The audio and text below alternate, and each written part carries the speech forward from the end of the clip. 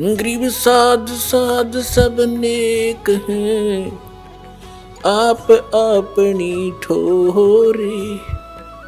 जो सतलोक ले जाएंगे वो साधु कोई और।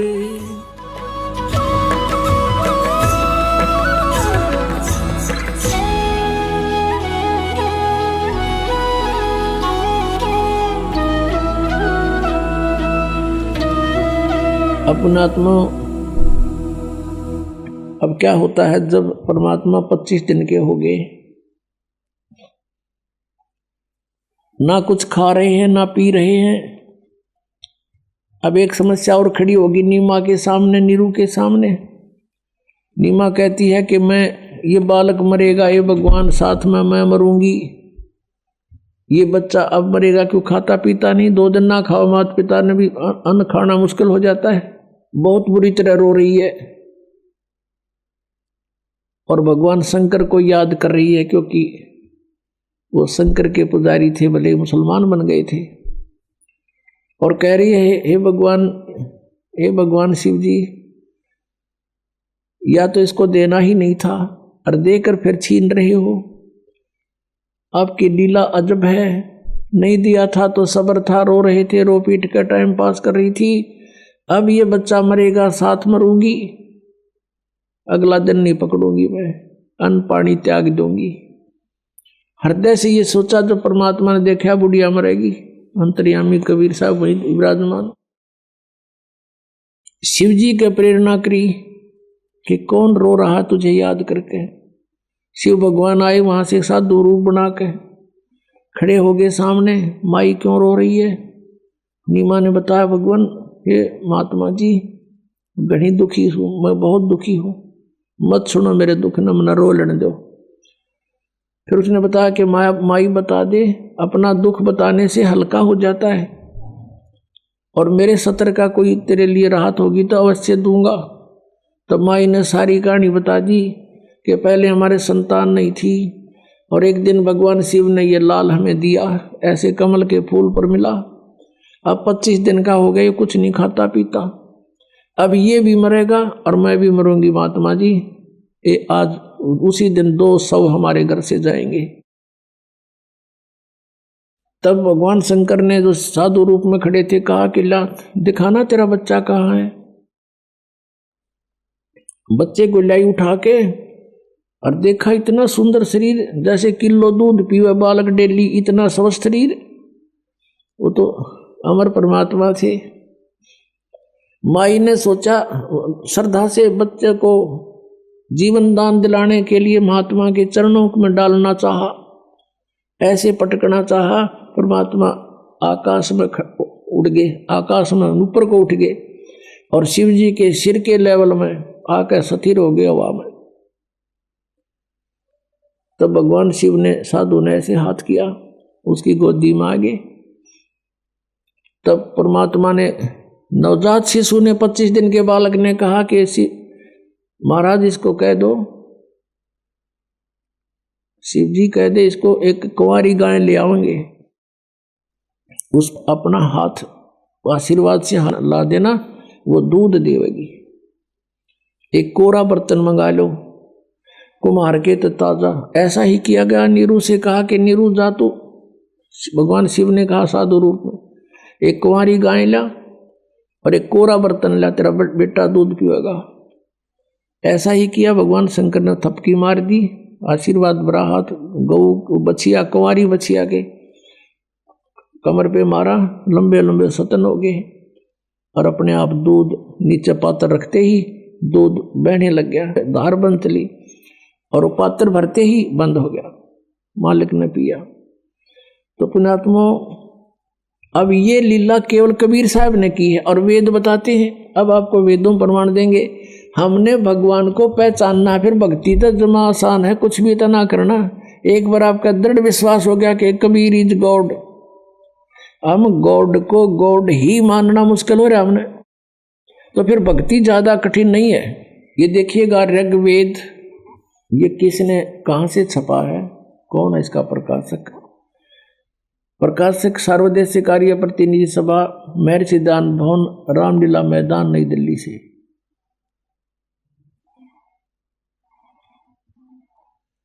ये इसके मुद्रक हैं। Prince offset printers, 1510 Pataudi house, Daryaganj, नई दिल्ली से। ये 9-10 मंडल इकट्ठा ही अनुवाद करके जल्द किया हुआ है। ऋग्वेद मंडल 9 और सूक्त 1 का प्रथम मंत्र में देखो, इसमें वेद के मूल पाठ में ऐसा ही है। और इन्होंने कहा कि ये सोम स्वभाव परमात्मन, यानी परमात्मा की महिमा चल रही है। इनकी गड़बड़ी जो थी, इन्होंने गलती की अनुवादकर्ताओं ने कि भगवान निराकार है, इसलिए कहीं अर्थों के अनर्थ करना चाहा। उसको सिद्ध करने के लिए यहां से दिखा रहा है दास। अब 2 नंबर मंत्र में, हे परमात्मन आप, भगवान की महिमा चल रही है।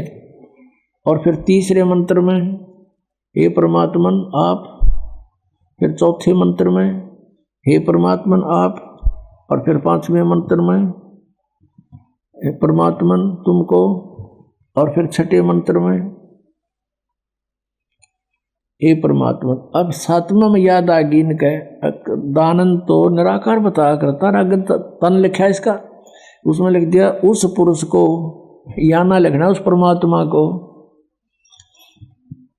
और फिर 8वें में देखो, यह लिख दिया उस पुरुष को, यहाँ लिखना था उस परमात्मा को, परमेश्वर को। अब ये भी कंसेप्ट क्लियर करते हैं। अब वर्तमान के अंदर इन वेदों की ठेकेदारी इन आर्य समाजियां ले रखी है और महर्षि दयानंद को ये महाविद्वान मानते हैं।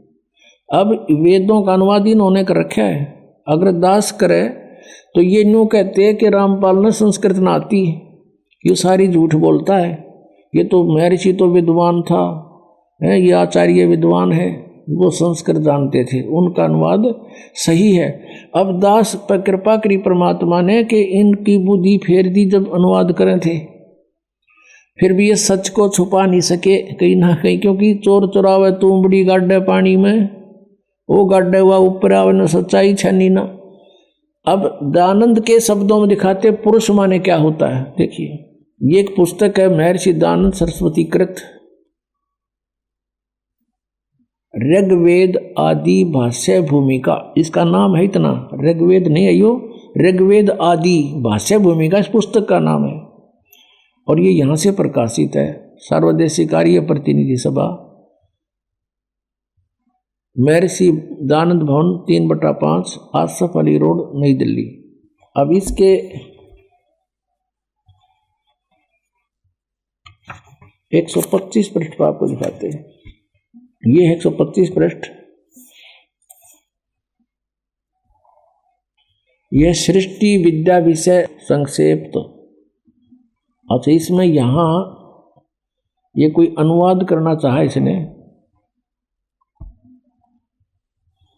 भाषार्थ कर रहे हैं कि पुरुष माने यत पुरुष, ये संस्कृत है। पुरुष उसको कहते हैं कि जो सर्वशक्तिमान ईश्वर कहता है। अंडरस्टूड हो गया? पुरुष माने परमेश्वर, सर्वशक्तिमान प्रभु, पुरुष उसको कहते हैं इसके ही शब्दों में।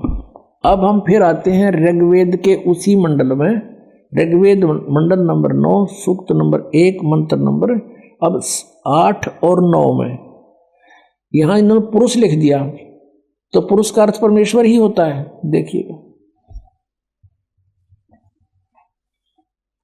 ये ऋग्वेद हम फिर पढ़ रहे हैं, वही जो अभी आपको दिखाया था थोड़ी देर पहले, ये वही मंडल है। ऋग्वेद मंडल नंबर 9 और सूक्त नंबर 1। अब मंत्र नंबर 6 तक तो इन्हें लिख दिया परमात्मा, और आगे इन सोचिए तो बात बिगड़े, पहले शुरू कर दिया उस पुरुष को, उस परमेश्वर को ये करना था। यहाँ देखो 8वें में, उस पुरुष को उग्र गतियां प्रेरणा करती हैं और भासमान शरीर को यानी बहुत सुंदर तेजोमय शरीर को वह पुरुष यानी वह परमात्मा, जैसा दानंद पे बता रहा पुरुष माने परमेश्वर, वह परमात्मा प्राप्त होता है। तो निराकार कहाँ रहा भगवान, ये निराकार कहा करते। यहाँ देखिएगा, और फिर ये भी निर्णय दिया है इसमें, शरीर धारण करता है और जिसमें 3 प्रकार से दूसरों का वारण करने वाला मधुमेह शरीर मिलता है। अब यहाँ देखिए 9वां ऋग्वेद मंडल नंबर 9 सूक्त नंबर 1 मंत्र नंबर 9 में ये मूल पाठ में शिशु नाम है, शिशुम यानी शिशु बालक रूप। अभी अदन्या, अभी इमम अदन्या, यहाँ से पढ़ते हैं उस सोम स्वभाव वाले श्रद्धालु पुरुष को, सोम माने पुरुष माने परमात्मा को, उस अमर पुरुष को, शिशुम जो शिशु रूप धारण करके प्रकट होता है। अभी अदन्या, अदन्या माने बिना दनाई, यानी कभी ब्याई ना हो, यानी उसने टच भी ना करी हो सांड ने बैल ने, तो यहाँ कहते हैं अभी अधन्या यानी पूर्ण रूप से बिना धनाई। अभी माने सब प्रकार से पूर्ण रूपेण, अधन्या माने यानी कंवारी। अभी अधन्या का अर्थ समझो कंवारी। देनव माने गौवें, कंवारी गौयों से उसकी तृप्ति करती हैं। भावार्थ है कि परमात्मा जब शिशु रूप धारण करके प्रकट होता है, उसके पालन की लीला, परिवर्ष की लीला कंवारी गौओं से होती है। अंडरस्टूड, इतना ही काफी है। अपनात्माओं, ये तो वेदों में लिखा है, वेद तो बहुत पुरातन ग्रंथ माने जाते हैं, और परमात्मा ने ये लीला 600 वर्ष पहले की, और प्रत्येक युग में ऐसे ही करते हुए, इसलिए उनको नारायण कहते हैं कि नार माने जल, आयन माने वहाँ विराजमान होने वाला, और भगवान सारी अन्न पानी में रहेगा। कोई नो का वो तो नारायण है जल में रहता, नहीं, वो यहाँ जब आता है एक सरोवर में कमल के फूल के ऊपर, उस जल के ऊपर विराजमान होता है, इसलिए वो नारायण, ये है वो नारायण कबीर साहब। अब ये 600 वर्ष पहले जो लीला हुई थी और लिपिबद्ध की थी धर्मदास साहिब जी ने, वो कबीर सागर नाम है उसका, मालिक की लीलाओं का, उनकी वार्ता का। अब कबीर सागर में प्रमाणित करते हैं कि ये लीला भगवान ने खुद देखी थी आके। इन सभी सदग्रंथों से हमने भगवान परमात्मा को पहचानना है, और फिर भक्ति करेंगे डट के, फिर निसंशय होकर के भक्ति किया करेंगे। ये थोड़े से दिन की बात है, पूरे विश्व में ये बात आप पर सेट हो जाएगी कि सचमुच परमात्मा एक ही है, हम एक पिता की संतान हैं, पूरी पृथ्वी पर हम एक ही प्राणी हैं, एक ही पिता की संतान, और मोक्ष सभी को चाहिए, यहाँ से छुटकारा सबको चाहिए, तो सबको यही साधना करनी पड़ेगी, और कोई विश्व में विकल्प नहीं रहेगा, क्योंकि ज्ञान से जानकारी होती है हमारे को। अब ज्ञान ऐसा निर्मल हो गया, इसमें संशय नहीं रहा कि हु इज गॉड, कौन है वो परमात्मा, कबीर इज गॉड। ये देखो, ये कबीर सागर है, खेमरा श्री कृष्ण दास प्रकाशन बंबई से, ये कबीर पंथी का ही कबीर सागर ज्ञान सागर प्रथम खंड, कबीर पंथी भारत पथिक स्वामी युगलानंद बिहारी द्वारा पुरस्कृत, इसके द्वारा संशोधित। मुद्रक में प्रकाशक हैं खेमरा श्री कृष्ण दास, अध्यक्ष श्री वेंकटेश्वर प्रेस, खेमरा श्री कृष्ण दास मार्ग बंबई। अब इसके इसी ज्ञान सागर में, ये ज्ञान सागर है और पृष्ठ नंबर 74 पे है, ये पृष्ठ है इनका 74 पे। अब यहाँ लिखा है, सुन जुल्हा मन भयो आनंदा, जिमी चकोर पायो निशी चंदा, ले सुत चले हर्ष मन कीन्या, तासो पुन अस बोल ही दीन्या।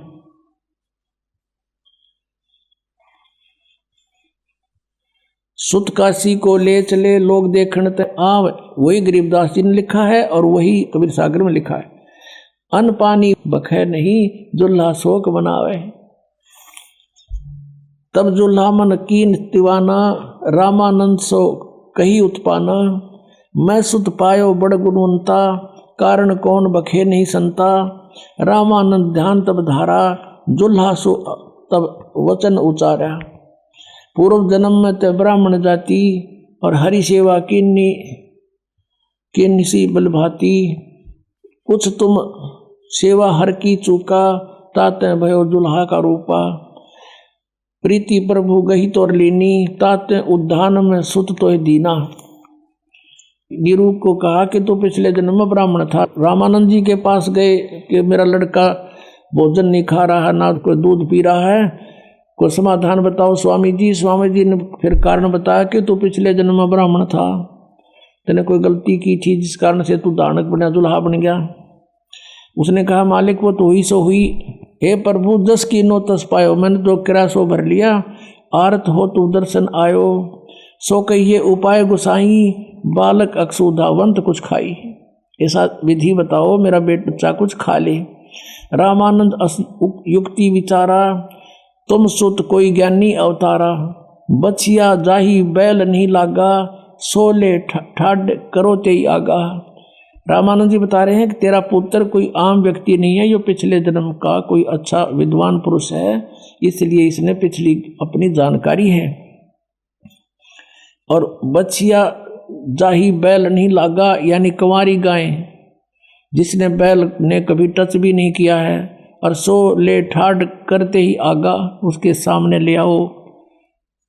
दूध चले ते थनते, दूध धरो छिपाई, अक्षुधावंत जब होवे ताके दे खवाई।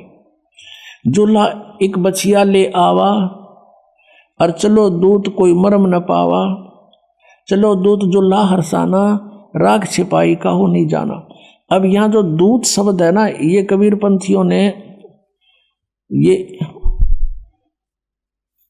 बहुत सा और विवरण था कि कौन आया था, कैसे आया था, शंकर भगवान आए थे। तो कबीर पंथी केवल कबीर जी को एक संत मानते रहे और शंकर जी को उसमें मिलाना नहीं चाहते थे, क्योंकि वो अलग पंथ बना बैठे।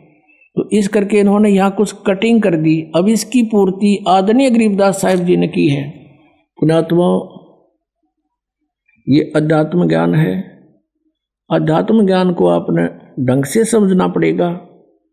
जैसे हम एक बच्चे को पढ़ाते हैं 12, 13 वर्ष, 16 वर्ष, और केवल एक पेट के लिए उसको पूरा फ्री भी कर देते हैं, खर्चा भी खूब लगाते हैं अपने सामर्थ्य अनुसार, और फिर भी उसको रोटी मिले ना मिले, रोजगार मिले ना मिले, कोई गारंटी नहीं। तो उसके लिए हम इतना डिवोट करें, क्योंकि हमने सिर्फ वो रोजी रोटी ये देखी आज तक। अब हमने मोक्ष के लिए इतना समय लगाना पड़ेगा, इसी तरह हमने कुर्बान होना पड़ेगा, और इसमें हानि नहीं, इसमें मोक्ष होगा ही होगा। इसके लिए हमने समय भी चाहिए, ये कथा भी सुननी चाहिए। और जैसे गुरुदेव बतावे, यानी आध्यात्मिक टीचर, आप विद्यार्थी, जैसे गुरुजी बताओ वैसे फिर करके देखे, और तभी सफलता होती है। अब आपने देखा कि परमात्मा ने यह लीला करी और कुंवारी गाय का दूध पिया। अब जैसे आपको बताया था कि शिव आज आए थे शिवपुरी थे, और उनको फिर दूध पिला। अब यही चित्रण आदरणीय गरीबदास साहिब जी ने अपनी वाणी में लिखा है। अब ये जो कबीर सागर में इन्होंने कुछ 600 वर्ष के अंदर जो कुछ त्रुटियां अपने हिसाब से इसमें एडजस्टमेंट कर दी, फिर भी सच्चाई छुपी नहीं, मालिक की दया से शेष रहेगी। तो अब उसकी पूर्ति के लिए परमात्मा ने 600 वर्ष पहले धर्मदास जी से कहा था कि धर्मदास, ये 12 पंथ चलेंगे मेरे नाम से, कबीर पंथ, उनमें जो प्रथम आवेगा जैसे चूड़ामणि जी, वो तो अच्छी आत्मा होगा। आगे चल के उसके उत्तराधिकारी बस नकली हो जाएंगे सारे, काल प्रेरणा से और ही साधना शुरू कर देंगे। ऐसे ही गरीबदास साहिब जी तो परमात्मा की आत्मा थी, आदरणीय गरीबदास साहिब जी 12वें पंथ में जो आए हैं, लेकिन आगे उनके उत्तराधिकारियों को कहेगा पता नहीं, ना परमात्मा की वाणी को समझ सके, और ना ही मालिक ने समझाना उचित समझा था कि ये भेद अभी खोलना नहीं है। उन्होंने तो सिर्फ बोल बोल के लिखवा दी, और आज इस दास को वो सद्बुद्धि दे दी कि इन गूढ़ रहस्यों को आपको समझा दिया।